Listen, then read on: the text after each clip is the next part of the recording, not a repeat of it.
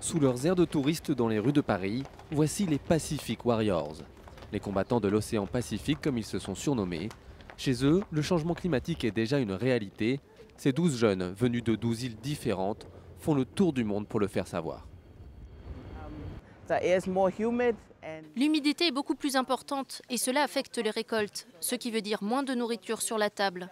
Et avec l'érosion, notre eau potable est contaminée par l'eau de mer qui rentre dans le sol. Des conditions de vie qui vont peut-être les obliger à quitter leurs îles si le réchauffement n'est pas ralenti. Ici, au Kiribati, les plages ont quasiment disparu et les tempêtes grignotent à chaque fois un peu plus les côtes.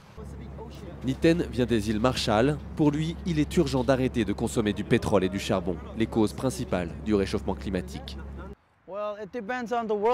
Aujourd'hui, le monde entier doit réagir. Si nous n'arrêtons pas nos émissions de gaz à effet de serre, nos îles n'existeront plus dans 15 ou 20 ans.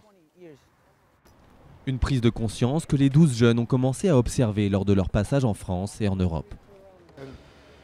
Les gens commencent à connaître notre situation et ils y sont sensibles. Mais c'est maintenant aux chefs d'État de faire en sorte que nous, les habitants des îles du Pacifique, puissions continuer à vivre sur nos îles. De retour chez eux, les Pacific Warriors vont désormais attendre la COP 21 avec un peu d'espoir et beaucoup d'incertitude.